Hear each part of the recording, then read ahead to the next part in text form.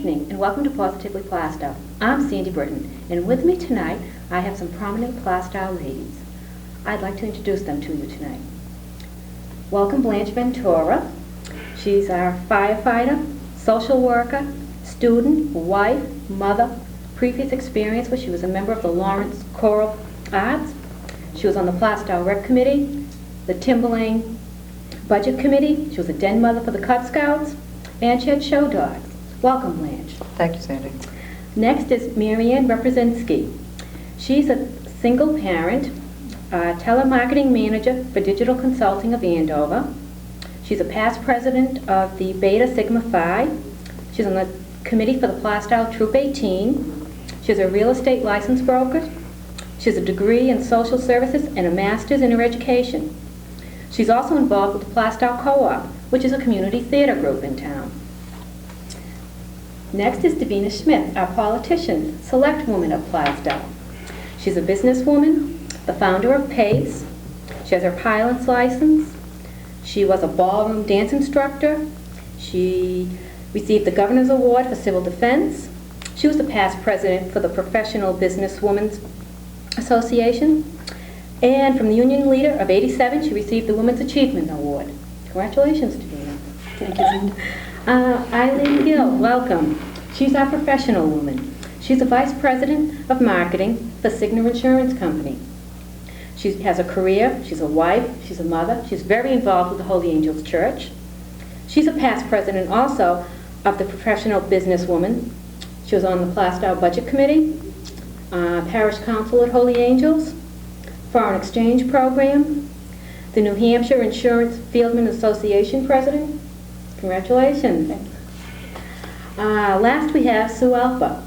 She's our single representative.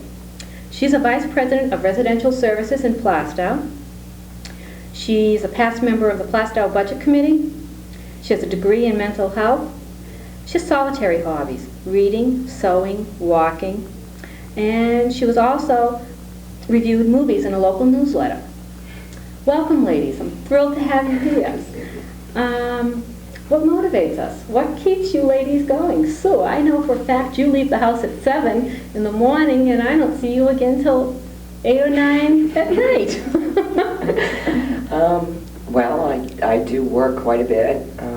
I work in human services, which tends to be pretty demanding on one's time. And once I'm out, I really hate to get home because once I do, I don't leave again. So as soon as I'm done work, I'll go visit friends or shopping or to the movies or whatever before getting home, because once I'm home, I don't leave again. Okay. Eileen and Marianne, you both have your degrees in education and have both left the field. Eileen, what led us to insurance?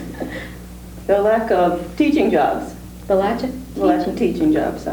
When I graduated from college, I had a degree in French. And in the early 70s, if you can imagine, there were plenty of teachers and not enough jobs. So I responded to an ad for a trainee position in an insurance company. And on Friday, I'll have my 15th anniversary in insurance. Looking back on it, it was a wise decision. I can assume you didn't start in the typing pool. No, I did not. Why don't you tell us why your philosophy on typing? Well, this is a personal feeling that I have. I have refused to learn how to type all my life.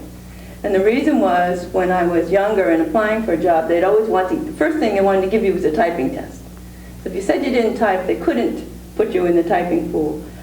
So I don't type, and I have some very capable people now that do typing for me, and I enjoy it. Okay. Marianne, you've gone through a very traumatic time in your life. You've were home for a few years. Yes. And then were forced to go out into the job market. Yes, I was. That was after 15 years. And actually, after 15 years, it was difficult to make that change. I had been a teacher 15 years ago, and when I went out looking for a job, my master's in education actually worked against me. All right? I did not want to return to education.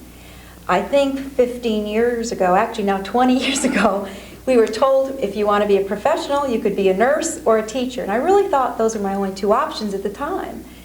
And I knew I didn't want to be a nurse because I couldn't stand the sight of blood, so teaching was it. But inside, I knew I was a business person. I always loved business. I was raised in a real estate home. My dream was real estate.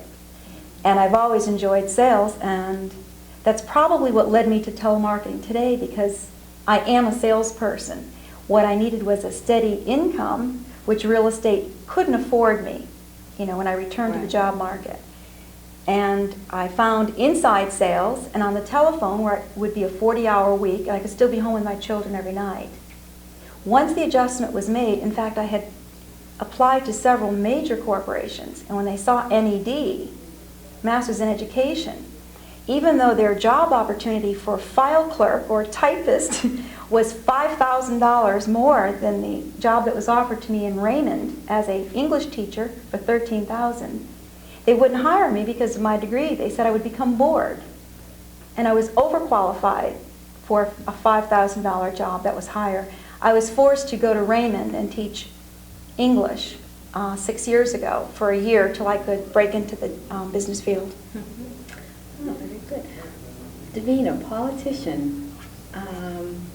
That's a tough field. Very competitive. Very, very competitive. Where do you see yourself going? Can we call you governor someday? No, I don't think so. I'm very happy right here in Plaistow at this particular time. Between my business commitments and my family and so forth, Plaistow is very convenient, and I enjoy it very much. So I think that's where we'll set our sights for the time being. Okay, time. You mentioned time. That's a valuable asset. It certainly is. Now, Blanche, being she works, she studies, she's mother, she's home. Where do you find the time? What possesses you to go to the fire department when it's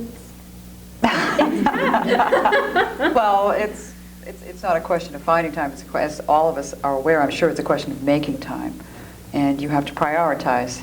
Whatever you're doing, you're going to give 100% to. Mm-hmm. And then when you switch gears, as we all are very qualified to do, it's 100% that goes to that particular area. With the fire department, sometimes it's more difficult because that's at a moment's notice.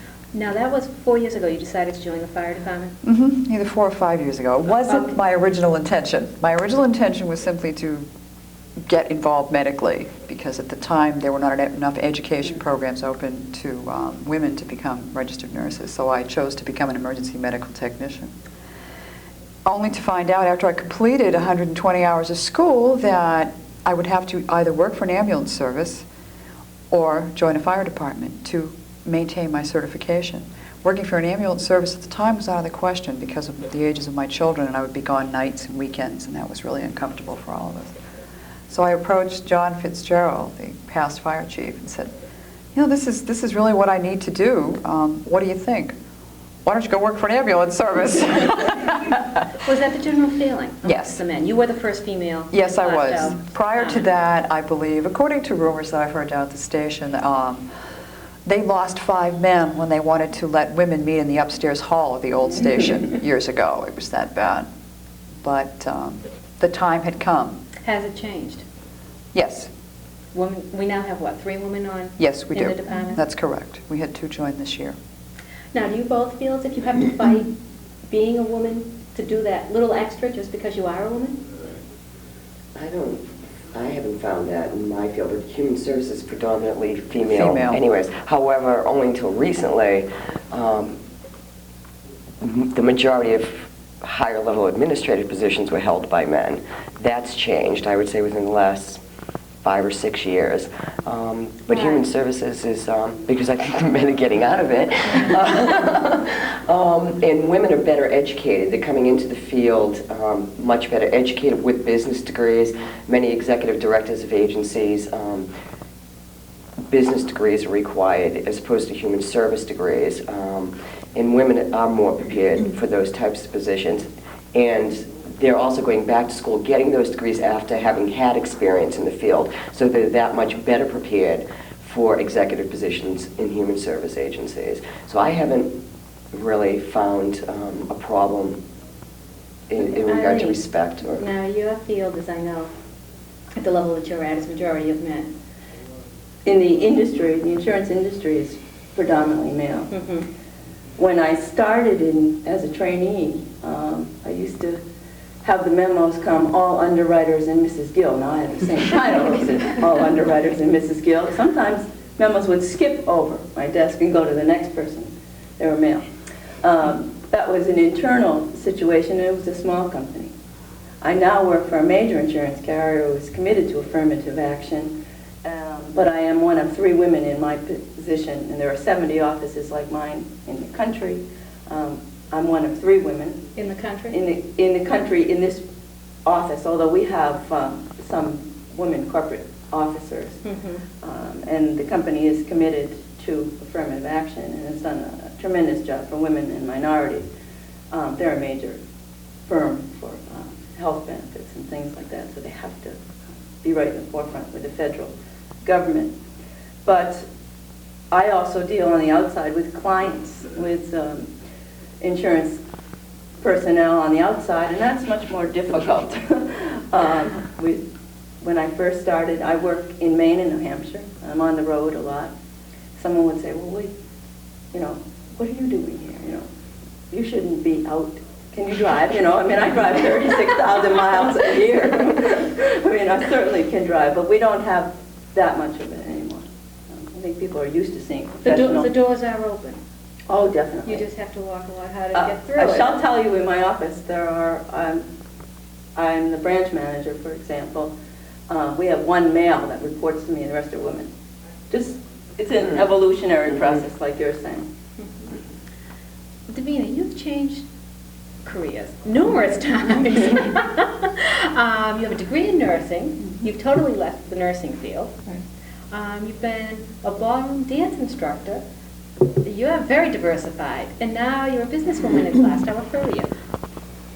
Where's it all come from? Is it boredom sets in and it's time for a new challenge? Well, my first career change from nursing was somewhat unintentional. I had a very challenging position in nursing and had done just about everything that I wanted to do in the field in 24 years. And our fur business has been a family business, and my mother-in-law needed some assistance business-wise and so forth, and I had made that offer to her, and I got a phone call one day, and she said, "You are now a partner in the business." So I got in very spontaneously, and even though I had been exposed to it for a period of time, it was a little bit sooner than I had anticipated. But I enjoy it. I think it's very, very challenging to be able to do something different and something as drastically different as what I was doing. I miss nursing, and that was sort of the basis of my getting involved into the political sphere. I had done a great deal with emergency planning with communities and emergency medicine, and became interested in civil defense in Plaistow, which I did for 7 years, and then went to the ambulance study committee when we were talking about our previous contract and possibly having our own ambulance service, and from there the budget committee, the safety complex, and the board of selectmen. So it's been an evolutionary phase. Individual evolution. Okay. Mary Ann, single parent, 3 boys, and I have to congratulate you. I hear you have a son at Dartmouth. Yes, I do. That has to Yes, be he's a 20-year-old. very He's nice. going into his junior year at Dartmouth right now. I have a 15-year-old, Joe, who is a junior at Timberlane High. And I also have an 8th grader at the junior high, David. Okay. How do you cope? How do you... the days when, Good question. when you have enough of the children, enough of Yes. the problems, Yes. where do you go? What do you do? Well, actually, I set out for myself if it's too much. All right, but I have to admit, my 3 sons, I think I'll write a movie like that. Maybe even a TV series. Good idea, Blanche. They're really extremely helpful. They've always pitched in, and I've always been very strict with rules. I've always given them guidelines. And each day when I go to work, and I've been working now for 7 years, I leave a list, and they each have 1 chore a day. So even though my youngest boy was 6 years old at the time, they just get used to routine and pitching in. Today, if you ask them to do anything, they're right there. I don't have any difficulty, so everything always gets done. Even though I'm a single parent, if they want me or need me in the evenings to drive, because the 2 at home right now do not drive, they know that they have to give to get. So they have to decide, does the laundry get done or does mother drive me to Boy Scouts? You know, it's either or. You won't get the clean shirt. If you want the shirt, I'll drive you to Boy Scouts. It's really worked out very well, and I think it's made us all closer. It's made us a very strong family unit. Now, did you stay home for these 6 years? Were you home? I was home for 15 years, You and were 7 back. years I more or less had to go back out into the business field like the next day. You know, so it was a very difficult change because I had not kept up any career. I didn't have my finger in the pot like they do, like in nursing. Usually you go back for courses. Refreshers. Right. And then, of course, the difficulty in finding a job made the transition very difficult. But I knew what I wanted, and I was so determined to get into business. I had to bang on doors for about 8 months before anyone would give me an opportunity to prove myself in sales. You know, and it was worth it because now, within 5 years, starting from scratch, telephone sales, I've changed to digital consulting just 2 years ago. I set up their own department for telemarketing, showed them that they could sell computer seminars on the telephone. I was a supervisor within 3 months, and now I'm a manager with my own staff of 7. And I'm also the sales trainer for the whole company. So every new employee now asks me, how do you sell? It's really a very good feeling. I'm pleased at what I've done in a short amount of time, but it does take motivation. Yes. If I can just jump in about Yes. the business aspects, I think in our era, business courses were not pushed for women. Not at all. I had a degree in French, and I resisted becoming a teacher. In fact, I had to go to graduate school to do my student teaching. That's what I did. That's what I did. I didn't want to be a teacher. When I decided, like you do, that you like business and you have a knack for it, I went back to school and I got my MBA. You really do need that background. It's something that you need to make you more well-rounded in the business environment. Because you just don't get that training coming up. And so I think you do have to be motivated, you have to study. You almost have to be better to be equal. I hate to admit it, but that's a fact. Well, our daughters see a change. Yes, oh, definitely, definitely. Yeah, we've opened a great many doors for all of them coming through, even for the teenage generation of today. There are I think things our that they can do that, I think not just our daughters, but our Both. sons will have Well, yes, we different have to change. perspectives. We have to change their attitudes towards women. You're Absolutely. right, definitely. You are right. Well, I would think it was easier for me going through college and entering the job market because of these women who were up there a few years ahead of me to start with those doors. anytime. A couple of years. But that's good, all right? Some of us, I mean, I never had anything that I thought was excruciatingly painful in a discriminatory manner. I mean, I laugh at the things that I told you about because I could accept and I figured that was their problem. Whoever was directing these things towards me, that was not my problem, but it was their problem. And I knew what I wanted to do and what I was going to accomplish. And if they didn't like it, that was tough. You know, and so it really it gives you just can't get offended by all of these things because you get dragged, you can get yourself dragged down. You lose sight of your own goals Exactly. if you do. And then you're in danger of losing your own motivation at the same time, Exactly. because you question your own motives. I know when I joined the fire department, I was very leery.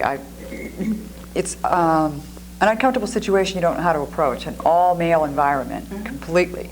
Now, how do I go in there? Do I go in very militant? Do I just do this? I went in as myself. I didn't need to prove that I was any better or any worse than anybody else. What I needed to prove was basically the same thing that all of us have had to prove, no matter what job we're in, that I can be a part of this.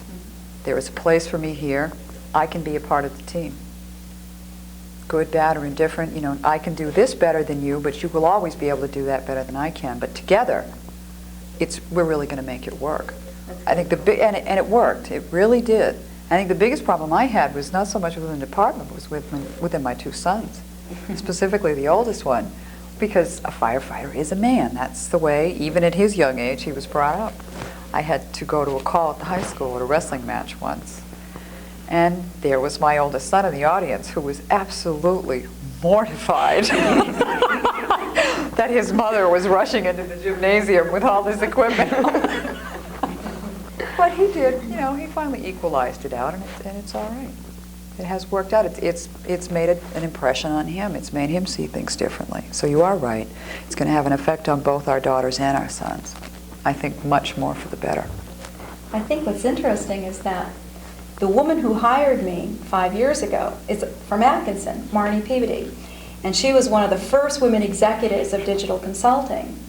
And presently, she is now vice president of marketing for the company. And it's like 3 executives, and she's one of the 3. Mm-hmm. So it's possible. And she was teaching at Timberlane High School just, 6-7 years ago. So women have All the priorities. teachers would be- Right. Phase that we passed through. Well, apparently, because everyone here, with the exception of Sue, has changed their fields. Blanche is in the process now of studying to be a nurse. I just can't wait. What's next, ladies? Retirement. Retirement. I wonder what we'll all be like if there is such a thing as retirement for all of us. I mean, I've been in human services for 6 years, and Sue will back me up. There are days when you just never want to see it again, and days when you can't wait to get back. But I'm finding reverse discrimination in human services. We have more women now, and it's very, very difficult to hire a male. Yeah. And what I'm hearing is the reason is that we don't pay enough. Absolutely. Because a man can't live on this. Well, we do. That is a difficult issue. It is. It is. Because even though you do have your typists and your file clerks, they are still working as hard, and you still need the same money to support yourself, whether you are a male or a female. And that issue has to be addressed, and it's taken a long time. Sandy, I will say, I'm advertising right now. I'm looking for employees in telemarketing. And the strangest thing is, you'll either find very young men, early graduates in 88 or 89, that would settle for the salary that I offer, or women my age who are returning to the job market. And need to start. Absolutely. That's exactly And it. that's strange, because if a man walks in our age and he says, yes, that's the job I want, everyone looks at each other and says, there's something wrong with his background. You better check it out. Right. It's true. It's just as true. And that's the way we just have to approach it. So it does take longer. But I do have a lot of young men I'm trying to bring into the industry in telemarketing, because it was also a female, Yes, very very much yes, yes. Davina, we were talking earlier, super moms. We all feel as if we're part of that. Do we do this to ourselves? I think we do. I think you have the perception that you're a mother, you're a wife, you have, professional obligations. And by the end of the day, if you stop and think of all of the things that you have done and all of the responsibilities that you've had, I mean, you're exhausted. I know when Eileen and I were in BPW together, they had little hangers that went on a door that said, Supermom doesn't live here anymore. And I took one home and I said, this is terrific. I'm going to advertise this. Well, the first day it arrived, one of my sons, and I have 3, just tore it almost in half. So a piece of tape went on, and it has many tears, and it has since been trashed. But they just didn't like that concept, that they had to do their own thing. But like Mary Ann is saying, my 3 sons are all very independent. They all cook and do for themselves, and they have to, and I think it's good for them. And they won't be dependent on a woman either to do that. That's the bottom line. I don't sew buttons, and they know it. I don't sew buttons. I'll show you how, but I won't do it for you. Right. What suffers? I don't think anything really does. As Blanche mentioned earlier, you really have to set your priorities. And, certain days, some things are considerably more important than other things, and you just have to shuffle your schedule so that everything that's important for that day gets done. And it ends up being that way at the end of the day. Oh, I know my housework suffers. Obviously, I can save that for last. I certainly do that too, and then every so often we'll have everybody pitches in day, you do this, and you do this, and it gets done. And I say, now if I had taken time to do that, I'd be dragging. And it's much easier when everybody helps. But we've all come to the realization that that's not an important thing. Right. Right. It's always going to be there. I always, it's always not gonna be going there. anywhere. I am embarrassed today. I had somebody come in, a business associate, say, I'll meet you at your house. And I I just made a joke, and they walked through the kitchen. I said, I'm just trying to see how high that pile of dishes can go. I'm just having an experiment. But that's how you have to treat it. You have to treat it very, very lightly, that it's not the most important thing. And to me, the people in the house are more important than the things in the house. It took me a long time to get to that position. I mean, it's not something Takes us that I all a can- long time. Well, it's programming too. That's how we were brought up. I mean, the first thing you do is make sure your house is absolutely spotless. Then you may think about yourself, because we were brought up to believe that that was our primary role. Well, one of them. Right, you never leave the house unless your bed is made. Exactly. Well, Blanche just brought up taking time for yourself. When you asked what suffers, I think that's what suffers in my life. Absolutely. All right? As a single parent, my philosophy always was a child of any age, I don't care if they're 6 or 16, should see at least one parent a day to have some sense of security. Being the only parent, that's it. I'm in it 24 hours a day. So I did join Cedardale just to get myself out. Well, I couldn't stand it after 1 year. Every time I was down there, I was so ridden with guilt because I would leave at 6:30 in the morning. If I went directly to Cedardale, I wouldn't come home till 8:30 at night. If someone was asleep, they didn't see one parent. I couldn't take it. I quit. My boys came first. So that's what suffers. You really don't have time for yourself as a single parent because of your priorities, and my boys have been that. You know? Now, Susan, I don't know, I'm neurotic about my house. I would know, it's very interesting. I used to be. That I vacuum 20 times a day. It's very interesting because all the things. I was going to say, could we adopt her? You folks are no longer interested in. You've had children, you've gone through the family, and now you're looking to expand your horizons through careers. Many of my friends who are my age are now looking in the other direction. I've been working since I was 9, so I've worked 20 years, and 21. And many of my friends have as well, because we grew up in the generation that was okay, and they just did it. And many of my friends now are unhappy about the fact that they don't have families, that they haven't had children, so they're having the opposite problems but the same intensity. And, so it's very interesting listening to all of this and saying, I just really can't relate to this. I know it's your show, but I have to ask. Do you feel discriminated against because you're single in any fashion? We're all sitting here chatting like we all have something in common, and you... I don't feel discriminated against. I do feel like that component is missing, and it's obviously very important to the rest of you. And I think it would be very important to me too, and that's not something that was a major focus of my life. It's not at this particular moment in time, but I expect that it will be, because I've seen older friends of mine go through the crisis of not the biological time clock, and I have to have a boyfriend, and I need to get married, as well as the fact that we have been working for extended periods of time, and now look at, boy, it would be really nice to just sit home and do the dishes. Of course, they don't realize that when the children come, it's not that easy. So it's very interesting to listen to this and sit there and think, I find just the opposite problem happening with my generation. Now, are you lonely, Sue? I wouldn't say I was lonely. I like being alone. It's obvious by your hobbies. They're all solitary hobbies. Well, again, I work anywhere from 40 to 60 hours a week, and I work with people, so I'm with people all the time. And given my position, the majority of my time is spent dealing with people's problems. In human services, no one ever calls you up to tell you what a wonderful job you're doing. So my time, I just want to be away from people. Do the things. I enjoy reading, I enjoy listening to music, going to concerts, walking, just to be alone and to gather my thoughts. That I don't have the time during the day to, as I'm sure the rest of you don't. Now,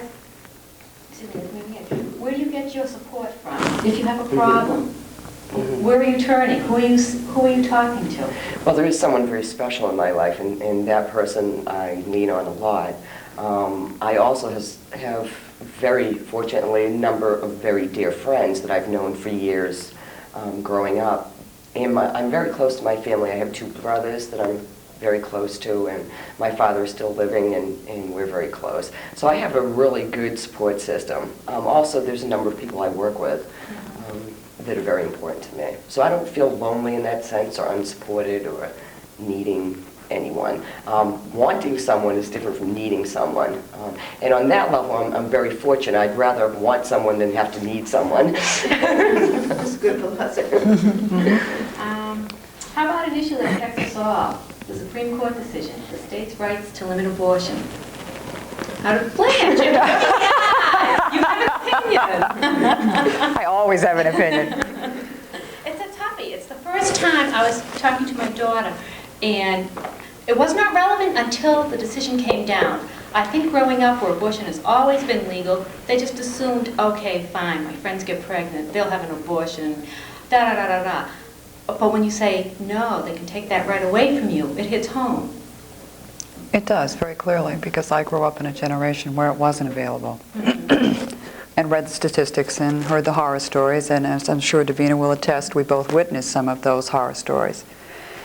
And just to have the choice available, regardless of what your own personal feelings are, to take a life, to adopt, to carry on the pregnancy, I don't really even think that that's relevant, but I think that the choice has to be there for the woman to make. And I'm really disappointed in the way the Supreme Court voted. Not only that, I'm disappointed in the way our governor, Judge Gregg, decided to deal with the issue also. Do you want to comment? Do you want to Could you tell? No. I gave you the Would option. you like to change these? No, yes, I'd like to comment. All right, I'm pro-life, all right? And the reason is I am a very strict Catholic. And of course, I was raised in that, so I do say it has a lot to do with my upbringing. But I also believe in it 100%, all right? I think the concept came back as to when does birth occur, all right? So therefore, there's the difference of opinion in my estimations. I think there'll always be that dissension of when does it occur. Therefore, because I believe it starts from scratch, then I do not believe in it. All right? I could not take another life. All right? So I can agree with you personally saying that you would not do it, but you feel that it's correct for the Supreme Court to decide whether I want to have one or whether your neighbor wants to have one? well, yes, because I couldn't understand how they allowed it in the first place. I just can't accept it. And I do know that it has a lot to do with myself and my upbringing and what I believe in as ethical, moral standards. And because of that, I can't accept it. Or I just can't. But you can take that question you just asked and put it, say, toward euthanasia for the elderly, or even bring it to the farthest extent to murder. I mean, we do regulate, we have laws that prohibit killing people. Right? And so I have a similar feeling to Marianne in that I object to it being used as a form of birth control. Oh, I agree with you. Right. Yes. Right. And I feel that it has become much too easy. There's very little thought that goes into it's. Someone has to take responsibility for what they're doing. You know, that doesn't speak to your choice, but I object to someone having an easy way out when they could have been educated, they could have planned, they could have taken precautions, or all of those things. It's just much too easy these days. And that holds true with divorce also. Before they get married, they're setting up, well, if we do get divorced and we don't make it, what's yours and what's mine? I mean, they're setting up the options before they've even taken the step. And I think that's another example. Now, Susan, when you went to school, did they have sex education in the classroom? When I was in high school, we had sex education. It Did that was answer pretty. the question? No. I feel as if that's where our I children think need to be taught. abortion is a morality issue, and a morality issue is a personal issue. My morals are different from your morals, they're different from your morals, and if I were to choose to have an abortion, I would have to live with the results of that decision. I think the government is ill-suited to control the morality of the populace, particularly this particular decision because it's only controlling the choice of a select group of the population. So in other words, if you're poor, we can control your morality because we can control what you can do to your body by the funds that you receive. But if you're rich, then you have much more freedom over your morality, and you can still do whatever you want. So on that level, I have a real problem with the decision. I respect anyone's choice as to how they wish to deal with that issue, but I'm very uncomfortable with that particular decision. And in growing up, I don't think the sex education was sufficient. And the decision, in my opinion, does not deal with the problem. The problem is unwanted pregnancies. The decision deals with the symptom. The symptom is the abortion. So it's just, it's a bogus decision in my opinion. If you want to deal with the problem, then deal with sex ed and providing people with other options that are less emotionally, physically, and mentally draining on them, as opposed to trying to control them in that manner. That way you're again, dealing with the symptoms and not the problem. Davina, would you care to comment? Sure. I don't think it's a political issue at all. I think the education has to start in the home. I think it's parents' responsibility to educate their children, and secondarily in the schools. I do have to agree with Blanche that I am pro-choice. I think everybody has that right. Personally, I could never have an abortion. I would not, if I had a daughter, want her to have one. But there are many, many situations out there where situations of rape, incest, children that are extremely deformed, just can never survive this, in this world. That's the only fair and kind thing to do. And you don't have to see too many of those situations to be in favor of, medical type abortions. I definitely agree with Eileen that it is too easy. And I think that comes down to a medical question. I think physicians that are performing abortions are really the ones with their patients that have to screen the situation, determine the reason for doing it. I don't think you can have carte blanche, across the board abortions for everybody that wants them. It's just creating a greater problem. So it's a double-edged sword. Yes, it really where is. do you start?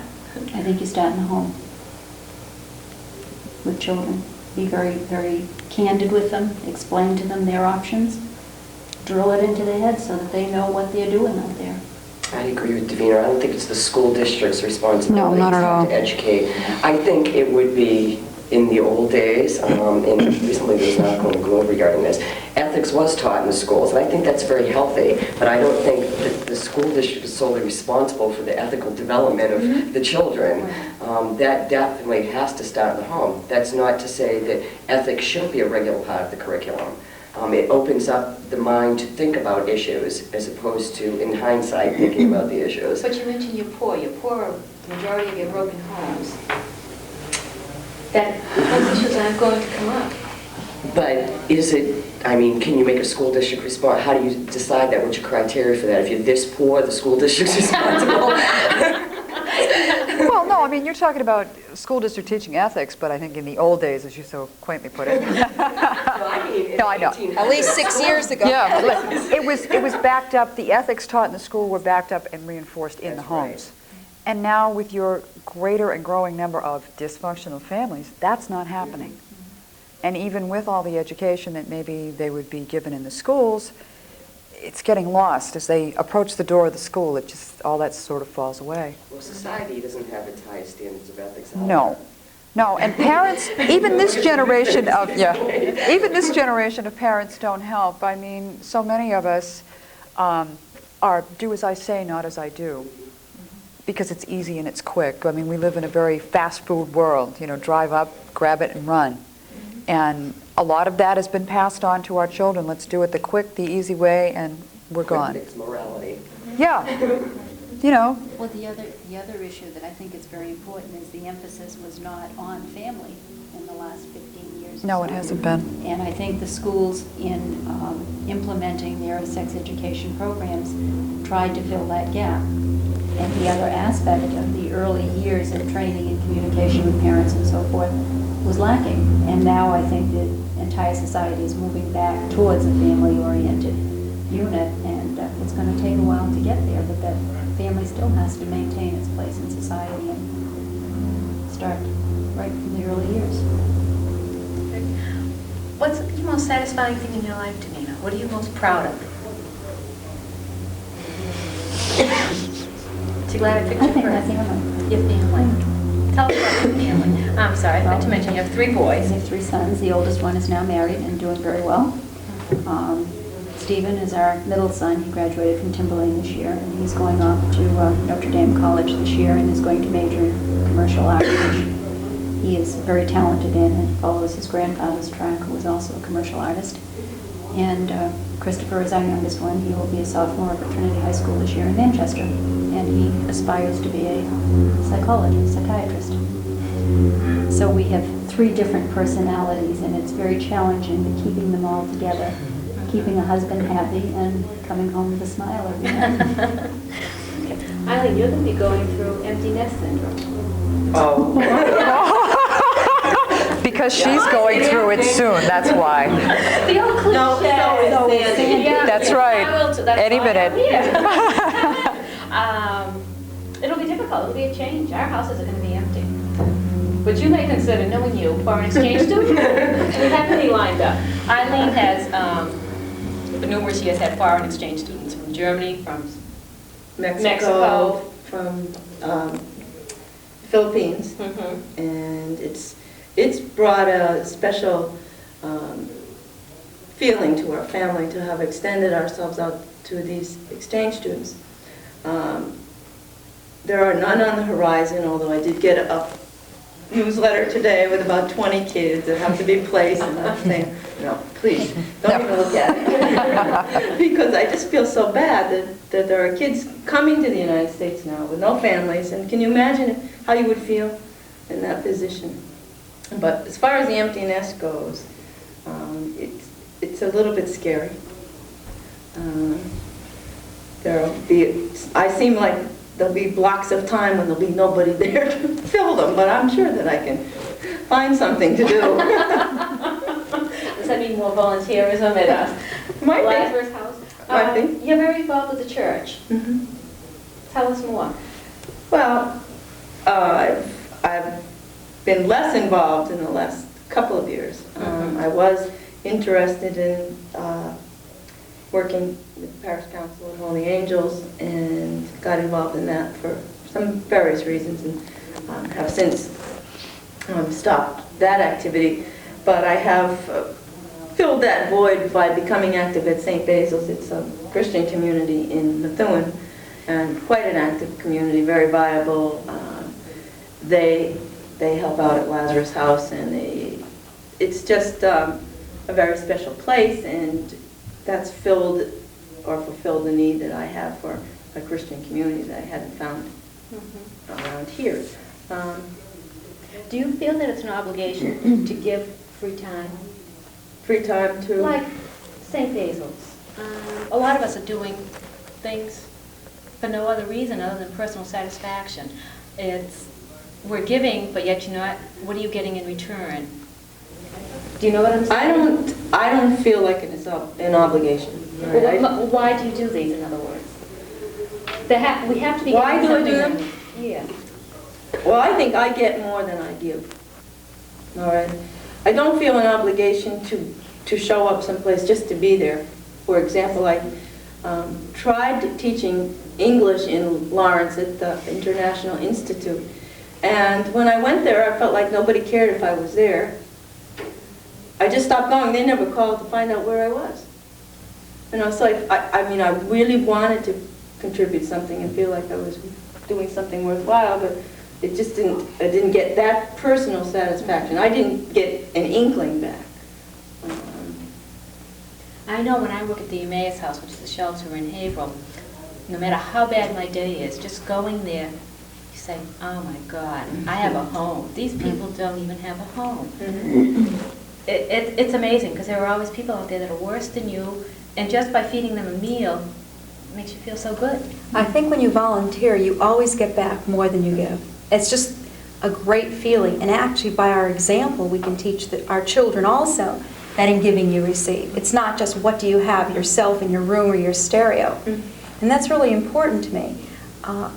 Another reason I volunteer is like with the Boy Scouts on the committee right now, but that's because my children are actively involved.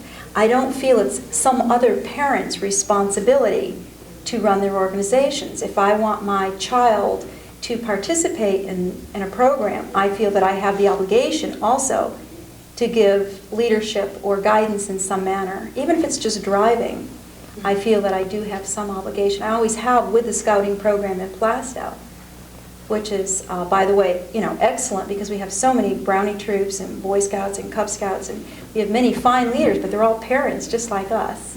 Nobody imported them into Plaistow to do it for us.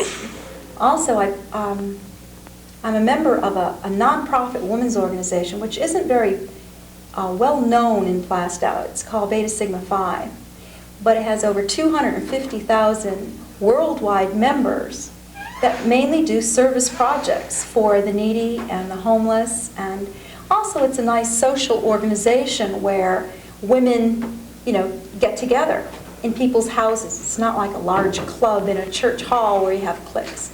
So really in doing that, we've even helped people in the whole Merrimack Valley, the Cerebral Palsy Center in Lawrence. And it's just 15 or 16 women that get together and just find ways and means projects socially, but also to give of themselves. And you do get more than you give. It's an important part of your life. Very I much cannot so. imagine myself never doing something. And We can't imagine you not doing something.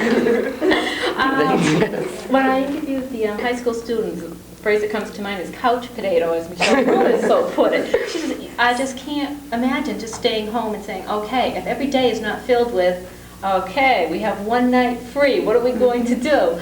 I can imagine I like a busy life. I think we thrive on it. I fear Is that. you fear what? Stay, Being a couch potato, I will find something to do rather Right. than have nothing to do. But isn't there a problem that we also have in knowing how to relax?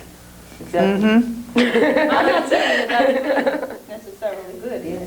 But you reach that point eventually where you just say, I have to slow down, and you take a step back and you do something that you enjoy.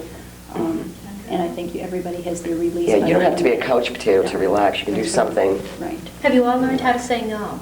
Yes. Yes. It took me a long time to learn how to say no. Well, it didn't happen to us overnight either. Yes, it takes a while. It does. Because we can feel just as guilty about saying no as we wind up ultimately feeling guilty about saying yes. Because you only have so much to give to so many different situations. You can spread yourself too thin, and then you don't give quality time anywhere. Well, Blanche said at the very beginning about setting priorities. Yes. And giving 100%. And I think we would all say there are times when we've taken on something and haven't performed the way we feel we should. And it's, I just can't handle that. You feel very guilty. Yes. Have we all suffered the guilt complex here? Yes. Now that, No question. that too, in my case, is self-inflicted. It's like the supermom. Okay, she hasn't followed through. Oh, the guilt is coming in. I think in our own way, the reason we're all even here is that we're perfectionists to a degree.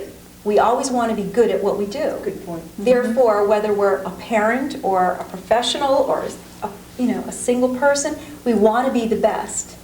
And we really, do it to ourselves. We'll always be busy because we couldn't sit still. So we are. But I also think there's a danger in that when you deal with other people.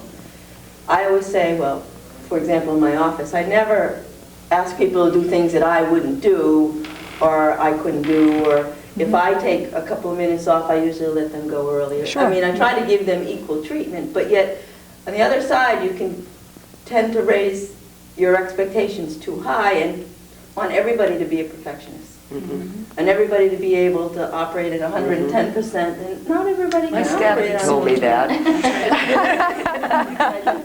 My staff have told me that, yes. But I believe, as in raising children, that if you set high expectations, I don't think you will let yourself down. I don't think you'll be disappointed. Whereas I think if you don't set your expectations up high and have someone working to achieve that, Mhm. Status quo is what you'll receive. As long as the goals are attainable and Right, That's the key word. you don't want They to have to set be them so realistic. high that it's defeating Right. for them, but you're right, you have to set a certain standard and go for it. There is one thing I try to instill in my children, is that you must at least try. But there are the people who never try. And if you don't go out to try and catch the ball, you'll never catch the ball. And if they hear that one more time, you have to try. But keep on trying, and one of these days, you're going to catch the ball.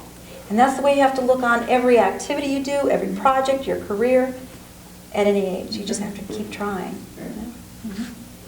Yeah, because if you don't, there's always going to be that question hanging over your Did I? head. Did I do Could I have? I've done it. That's right. You may never catch the ball, but at least you will have tried. That's it.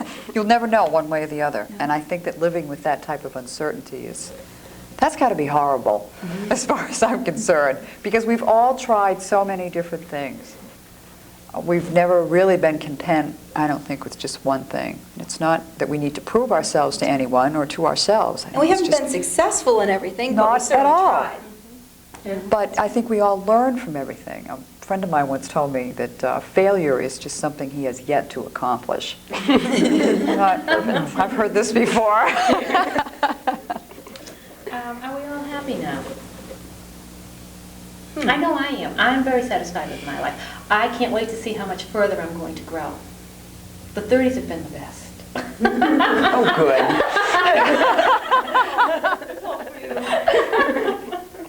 Sandy's blazing a trail. No, I don't believe that. I think I've learned from a lot of people. Like Eileen, you're one of the first people we've met in town, and I've learned a lot from you. And so Mary Ann, who I've just met today, there are a lot of amazing women out there. There really are. But I'm I have not to sure it's congratulate because you. we're women. I think we would have been the same people if we were men. We would still have the same need to achieve. We would still demand. It's the kind of person you are, not necessarily the gender you are, that makes you do the things you do. I mean, I think I'd be just as aggressive, or even more aggressive. if I were a Absolutely, man. no question. I might not be a vice president. I might be something else, but President? I hope so someday. The long-range goal. Well, I'd like to thank you ladies for being with us tonight. Once again, Blanche, Mary Ann, Davina, Eileen, Sue. I thoroughly enjoyed the evening, and I hope you have too. Thank you for tuning in to Positively Plaistow.